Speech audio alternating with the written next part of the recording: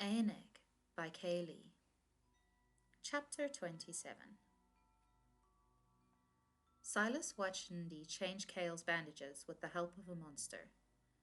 3 days after he'd got sick, and the only improvement was that the bite marks weren't oozing pus all over the place anymore, which the young scouts supposed was a good thing.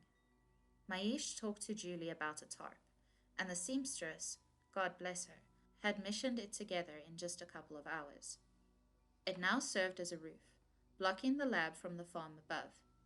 The excuse they used was so Max didn't make people feel uncomfortable, but it was a lost cause. There was no privacy in this place. He was only thankful that people had started asking angry questions before Damien had gone and told a half-truth. After Sylas had finally been able to dump the corpse, after Ndi hadn't touched it in 12 hours, they discovered that the rank smell was partly coming from Kale, and not entirely the rotting mother of all nymphs he'd brought in. The man didn't exactly smell like a bucket of roses, but it was better once Sylas had wiped him down with a cloth, Ndi had gotten from heaven only knows where. Kale still shook at random intervals, but he hadn't screamed since a particularly bad episode. The man had spasmed so hard he'd fallen off the couch and onto the unsuspecting creature. Max had bit him again out of reflex, and Kale was soon resting deeply once more, while a blushing Sylas had handed over his shirt to a very human, very naked Max. It had been easier to get to know the guy in his human form. Crystal grey eyes were less threatening than the clouded ones of his other form, and Kale hadn't got worse after that, surprisingly. Doc had obviously been informed, and she'd come to the conclusion that the bite wasn't making him better, it just wasn't making him worse either. At least she had openly admitted that she was stumped, though kept reminding everyone that she had still been studying when the outbreak had hit, that she technically wasn't a real doctor.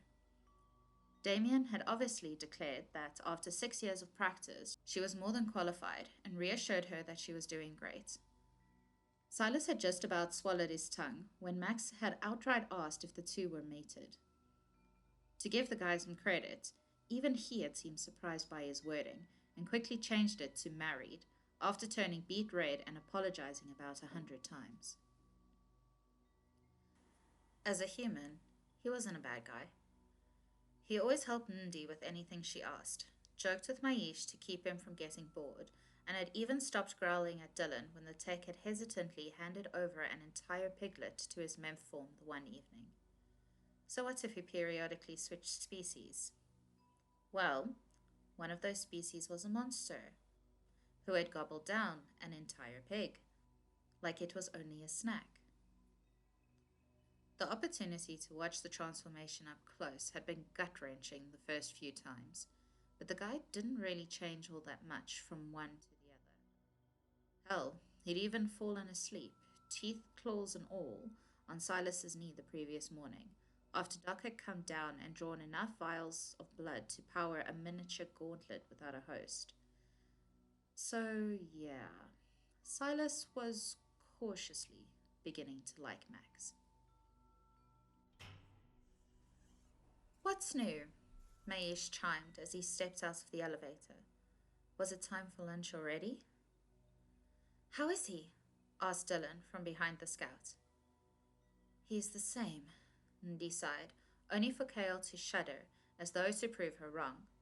Sylas thought she muttered something like, "bastard," under her breath, but his stomach growled loudly, and he decided not to call her out on it.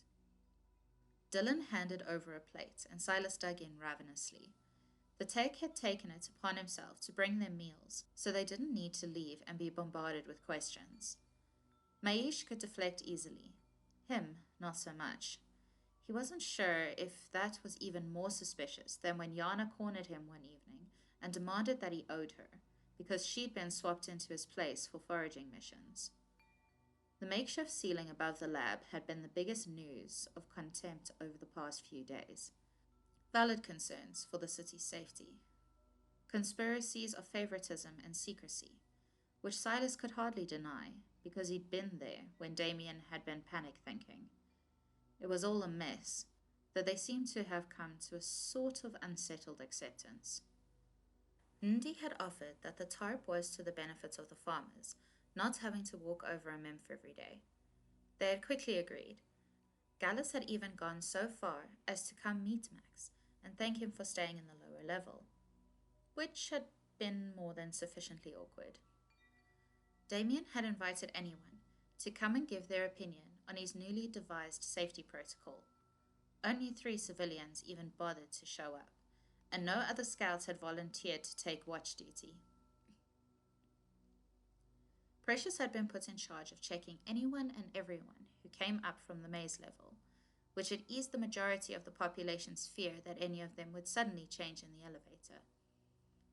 Doc had managed to convince the vast majority that keeping both Max and Cale around would help create a cure, and that had seemed to work.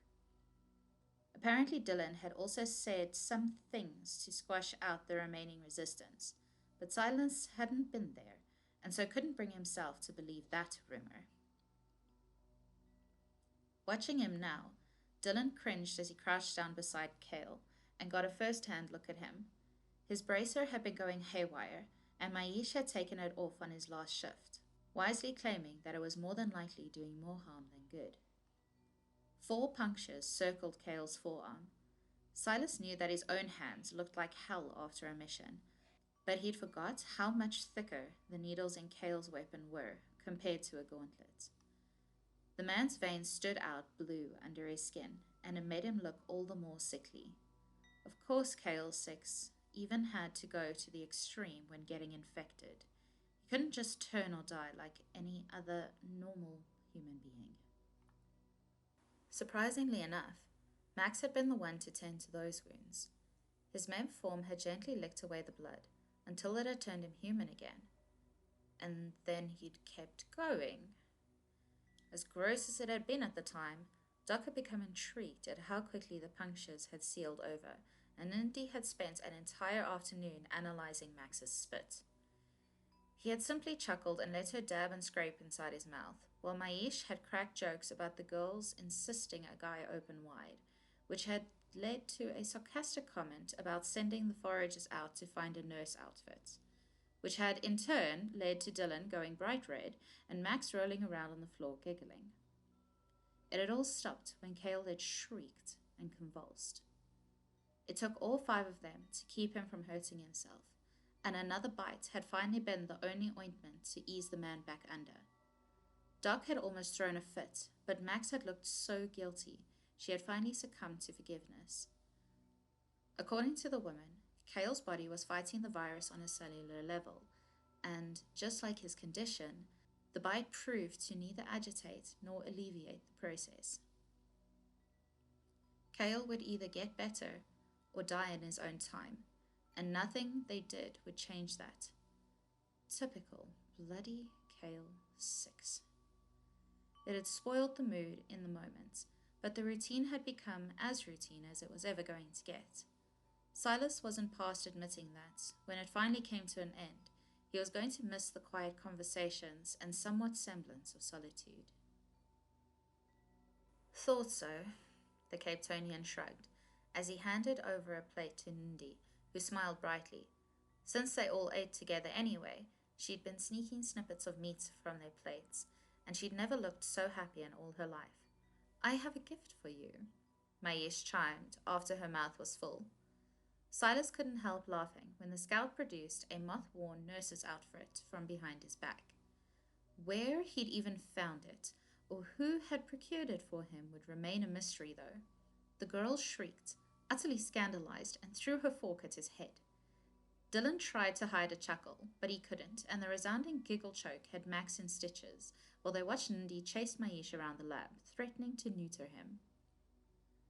"You guys are loud," Cale grumbled. "Don't be such a killjoy, 6.